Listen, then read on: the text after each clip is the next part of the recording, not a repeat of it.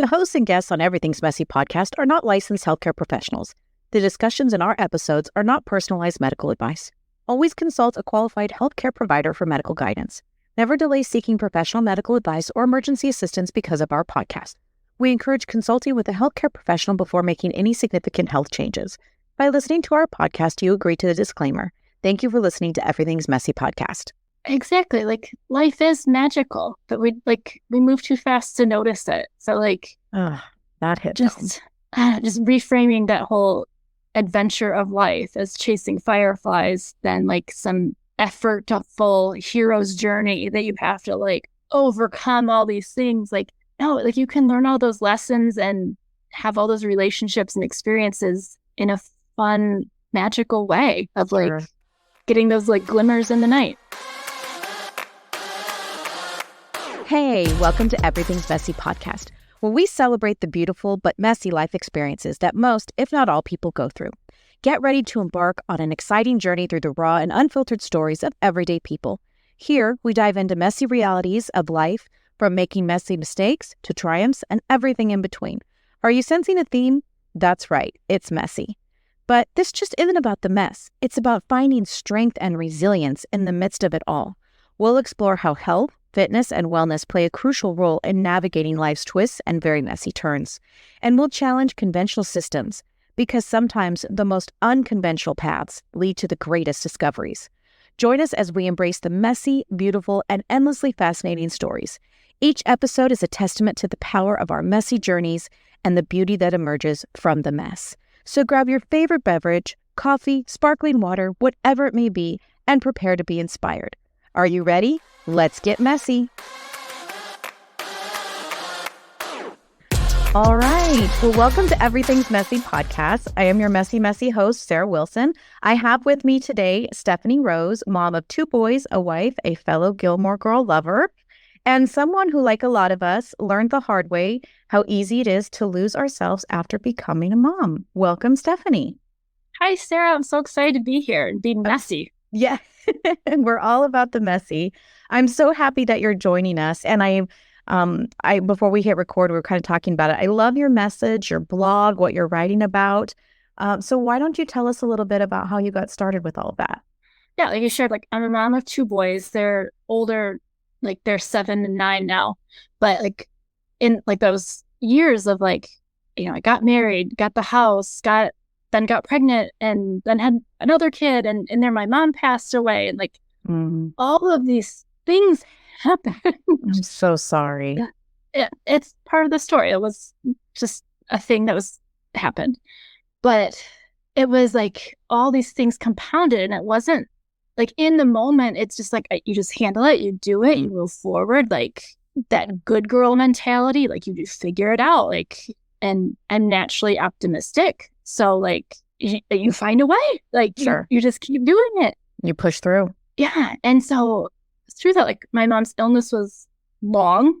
So, that it just was slow. So unexpected, but not unexpected that she passed, and just still really sad. And then I had another child, within a few months after that. So it was just a lot of things that slowly took away. And I had a full-time career that required travel, and my husband travels. We were juggling a lot, but I didn't even acknowledge how much we were doing, because no one really wants to celebrate that you're doing a good job.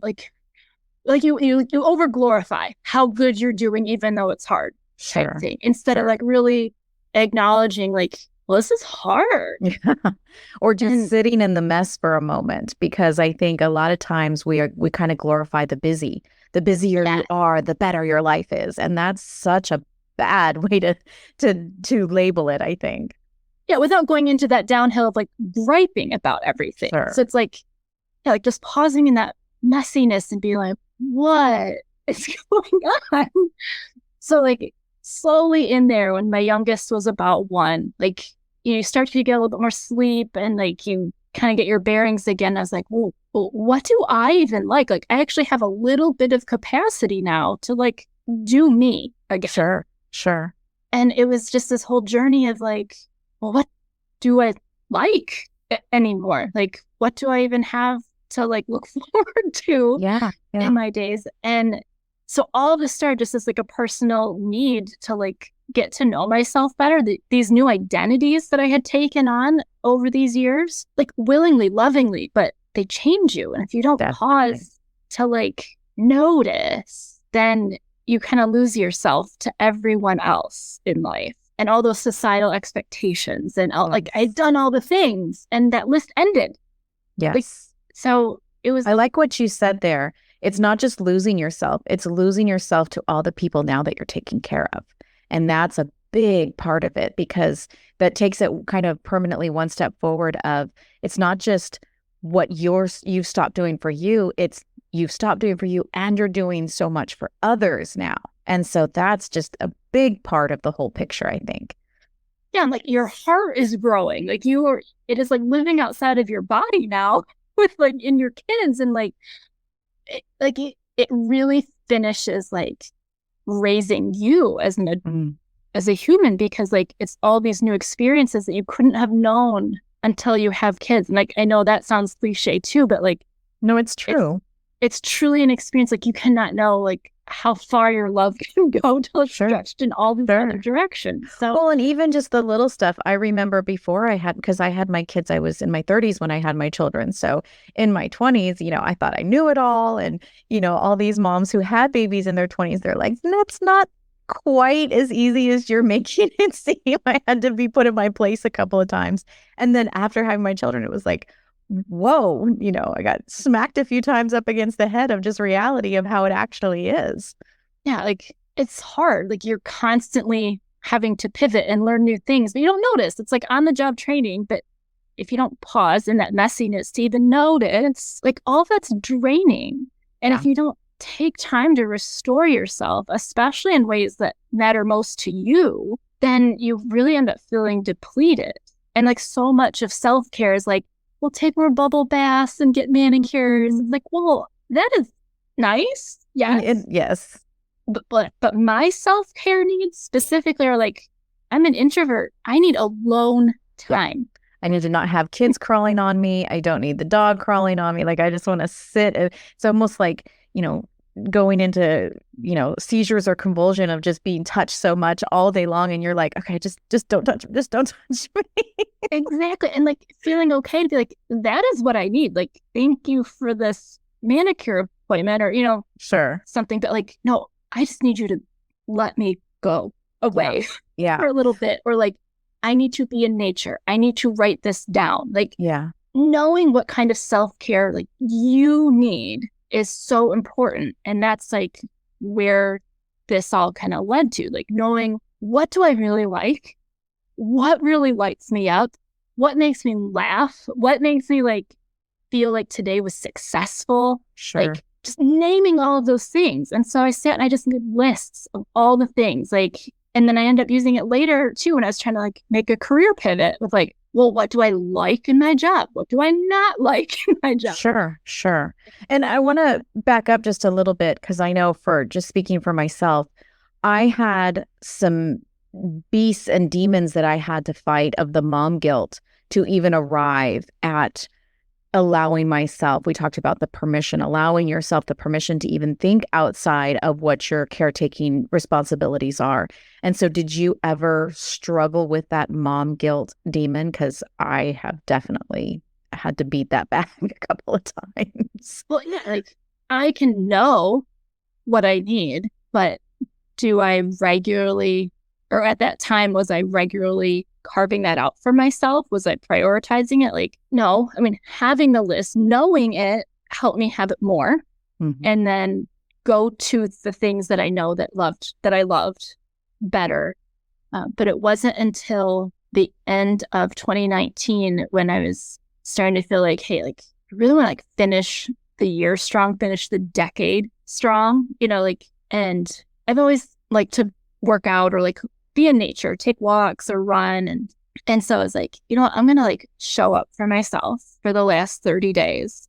And there are a lot of people doing like last 90, last 100 days of the year challenges. So there's one person I was following and it was actually 90 days. And I was building my runway into being consistent. I'm like, okay, no, last 30 days, I'm going to do this. And so that started with taking a walk every day or doing some sort of workout that would close the rings on my Apple Watch. Yeah.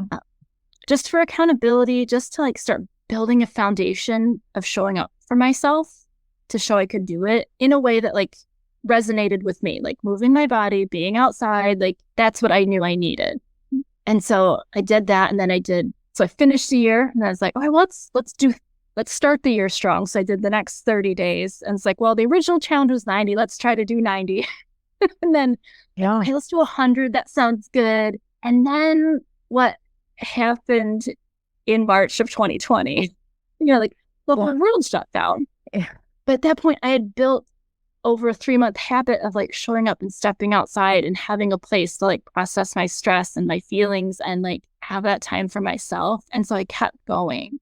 And Good so over 4 years later, I still show up for myself every day. I take a walk and I close the rings on my watch. Good. Just to like have that accountability and space for myself. And over that time, it has shifted from being like more of an effortful, sweaty type workout thing to like more of like a moving meditation time, like just to like walk, listen to music or call a friend, if that's what my self-care needed for the day. And just know I had at least that space, and keeping up as like the minimum promise to myself is that I would at least take a 15-minute walk every day and feel like close the rings any other way. But like knowing I had that protected space to myself. And now my whole family knows, like, you're going to have to do your walk, aren't you? I'm like, yep. Yeah.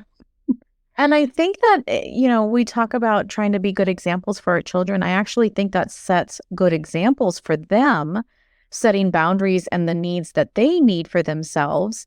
And they watch you do that. So it makes them stronger, because I know, realizing for me, I don't want my daughters to grow up and give all of themselves and not give anything to them. But that was the example I was setting, not even realizing that's what I was doing. So I think it's good that they get to see you do that, the boundary and the consistency of it. Yeah, because it's hard when they say like, oh, can I come with you? And, some days, sure. But it's like, no, like, I'll come back.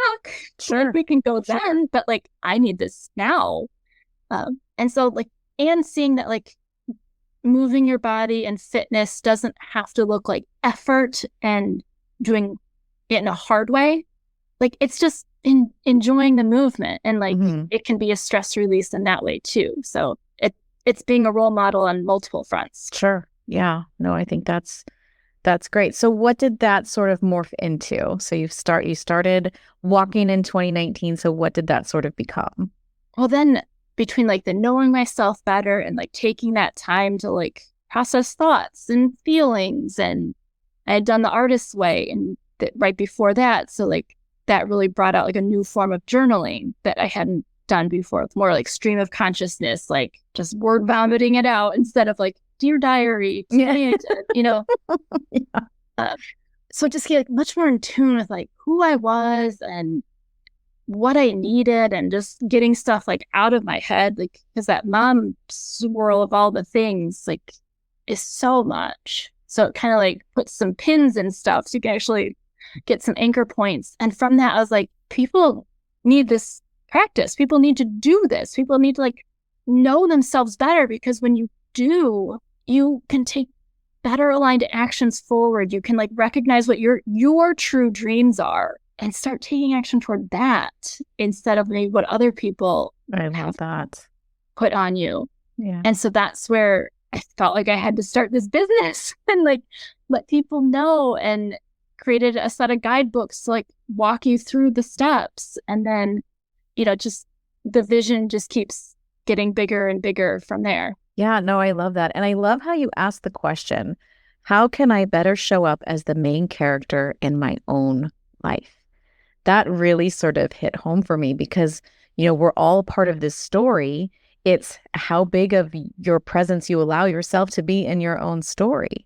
And so how did that sort of come to be? Just like, I love to read too. So like, that was another thing I kind of started making more time for, of like just reading for fun and about topics that interest me too. So in that time I was reading a lot more nonfiction. So I was like, ooh, what is this about mindset and personal growth? And like, it's definitely in the water in that time. And so, yeah, like just learning more about that, and that like, oh, like my thoughts can create my actions, and like what I believe is possible will lead me into like what I actually aim to do. So all of that just like started feeding in to like that mindset, and where do I want to go with this one life that I have, and that I control the narrative. Like if you tell yourself all the time, like, oh, I'm so busy, I don't have enough time, then you start limiting your choices to yourself of what's even possible.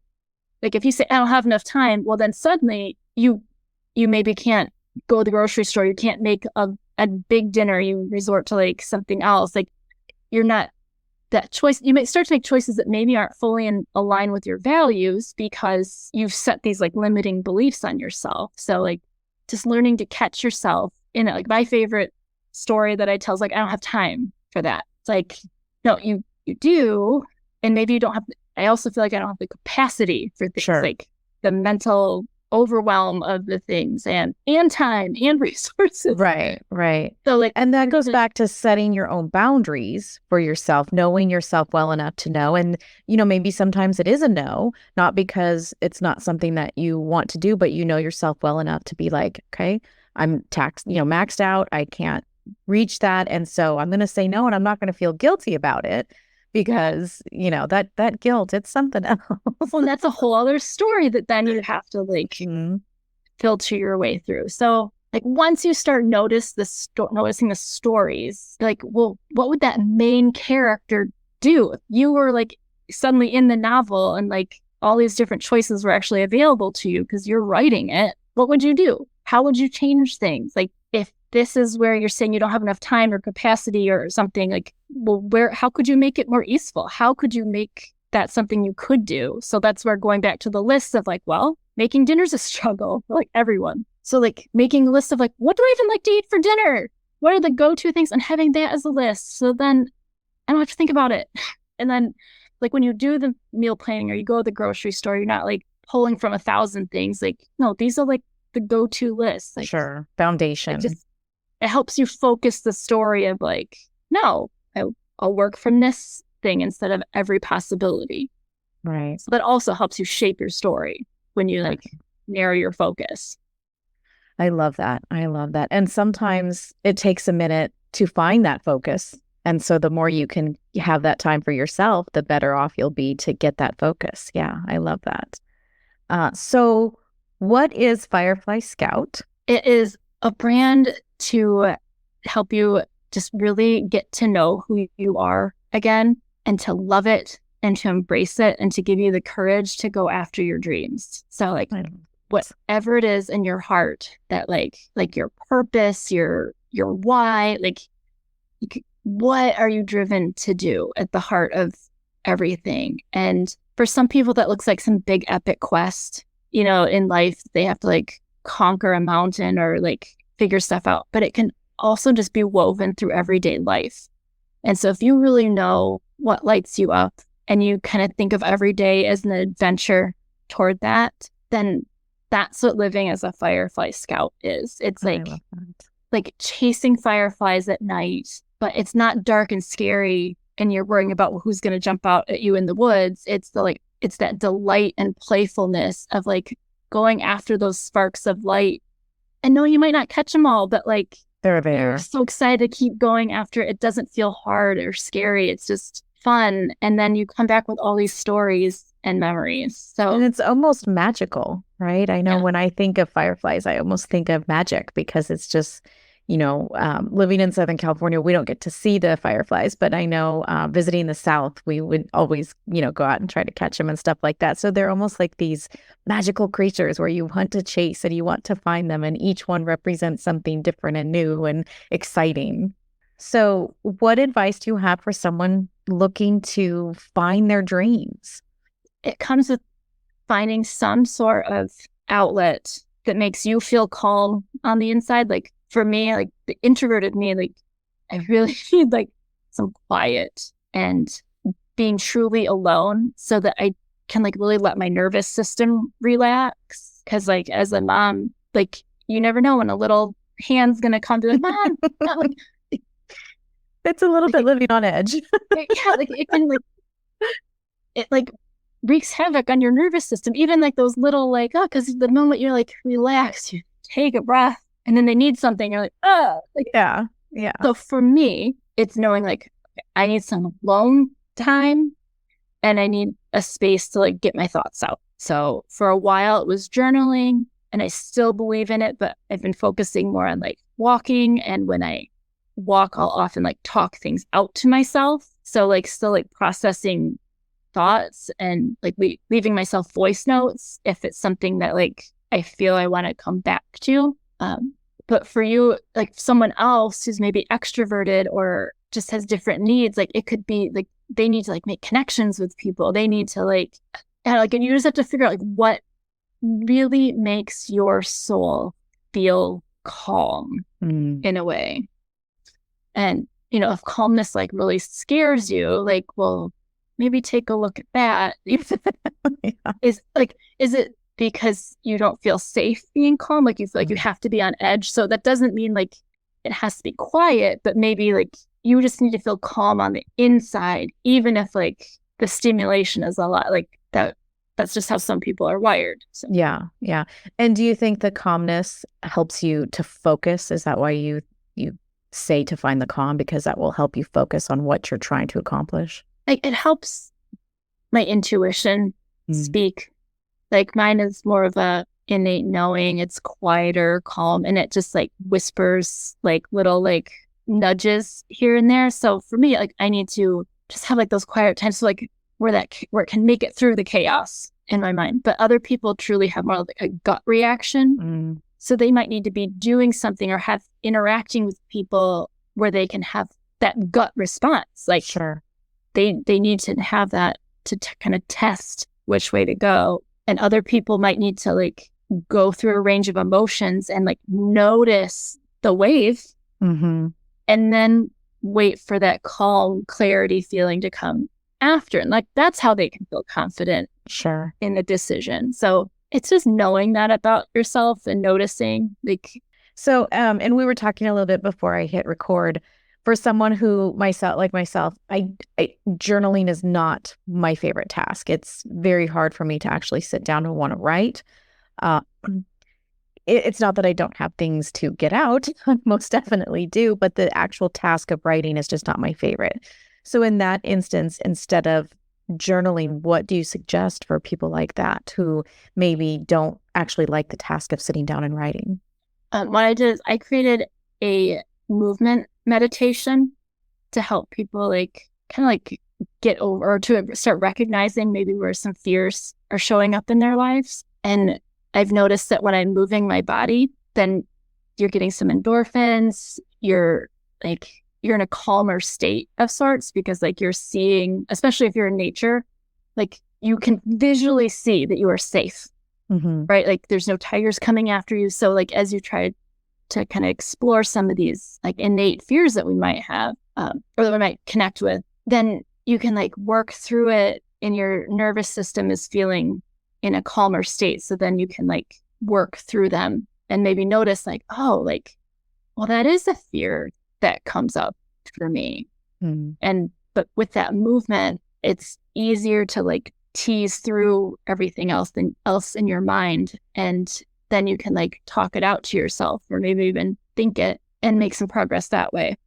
So you think fears in general is what causes like a writing block?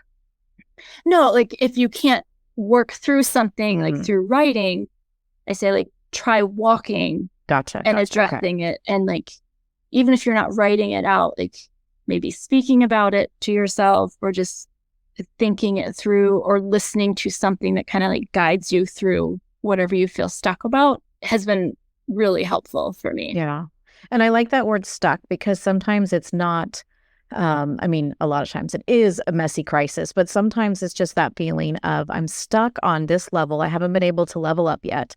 Something's, holding me back. Maybe it's myself, whatever it is, but I'm just kind of sitting there and I can't quite push forward. So I like that you're saying just movement and finding it that way can help you get unstuck. I like that. Yeah. And that's why I focus this on like the specific intrinsic fears that we all have, just some we connect with maybe a little bit more than the other ones. But I've noticed like when I listen to the meditation and move and then ponder the questions, it's like, oh, okay, like I see what that brings up. I see where that has been showing up for me. And then you can work on figuring out your way through from that point. But if you don't, if you can't name it, if you can't recognize what it is, you just kind of get caught in the swirl of like, I don't know. Like, but if someone kind of names it, says like, well, it could look like this. Mm-hmm. Is this what's holding you back? And then you can use your intuition to say like yes or no, and then like listen to the next one and say like, oh yeah. Or notice like that's maybe not one now, but that's definitely what it was in the past. Sure. So Well, and I think just the overall, just getting to know ourselves better, especially maybe not so much as they get older, although I'm not sure that it gets easier as kids get older. It's just different, and I've always been told the days are short or the days are long, but the years are short. Right. And so we have to cherish the time we have. I had two under two in diapers. I can't tell you if I actually cherished that time at one point. But looking back, I can say, oh, it was okay. I did, I do miss them when they were little, but I'm not sure that I miss the, hard work of it. Right. But well, that's the revisionist history when you like kind of forget some of those hard things. Yeah. And that's where like going into like a self-reflective practice can maybe bring up like things that you didn't acknowledge were that hard, or you couldn't deal with it then, because if you acknowledged it then you really might break. So you might just sit down and not ever get back up. Yeah. For sure. But I love that, the getting to know yourself. And like you said, even revisiting the past, which might be holding you back or you might be stuck with that. I think that's really great.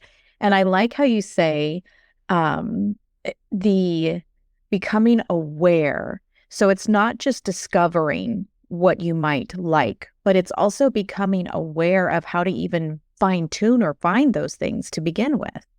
Yeah. And that you can like layer them into your day. Like once you start to know what you like a lot of the things that I love, like aren't huge things. Like it's just like, oh, like I really like good pens or stationery, or like, this is how I like to take my notes, or like, these are my favorite coffee mugs. Like, sure. Be like, all right, well, get rid of these things you don't like. If they're your favorites, like clear them out, make space for what you love. Like stop diluting your life. Yeah. In a way.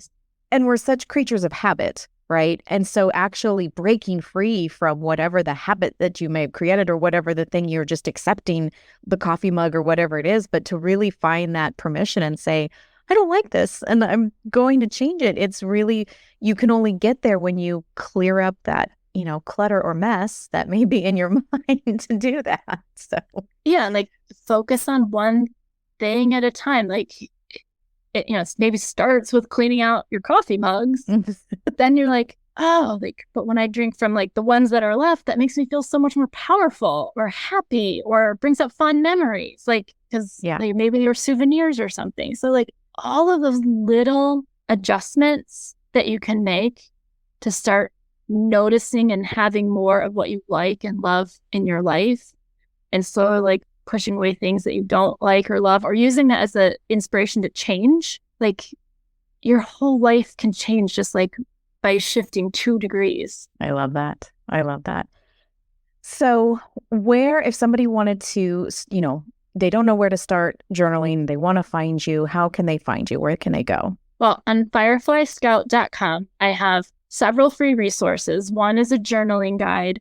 One is the audio meditation for that meditative movement guide. And that comes with like a whole guidebook to help you move through your fears. And then if they're really interested in taking some action, I have the illumination kit, which walks you through the journey of like these steps of like these little things that you can start to discover about yourself and put them into action in your life. I love that. And I'll put that in the show notes. And then as a fellow Gilmore Girl lover, specifically to you, your favorite episode? oh gosh, not prepared. Oh man. Well, I think for maybe just like the fantasy and the daringness of it, like that life-changing was, I think it's 14 or 17, that when Rory and Logan jump off the scaffolding. That's my favorite episode. I love that too. Only in that, like, he pushes her. He calls her on her BS about like, but other people do it, like, and I really feel like just like having someone like see something in you and giving you that nudge to like have like this magical life-changing experience. Yes. I have to think that's just one of those like why not? Like, and have the attitude of like ready for anything. I love that. That's so perfect. You have been absolutely wonderful. I've enjoyed this so very much. I will make sure that we put all the information in the show notes if anybody wants to find you. And I'm so thankful that you came on the show today. Thank you so much. Thank you, Sarah. This has been so fun. Thank you so much for listening to Everything's Messy podcast. If you don't mind, if you'd head on over to wherever you listen to the podcast, like, subscribe, maybe leave me a review. I would really appreciate it. Also, make sure to check out my new website, www.everythingsmessy.com. Social media is where you can find me. Instagram at Everything's Messy Podcast. Same with Facebook. I'm on X at Everything's Mess. And if you'd like to reach out to me for email, I'm everythingsmessy@gmail.com. Once again, thank you so much for listening and keep it messy.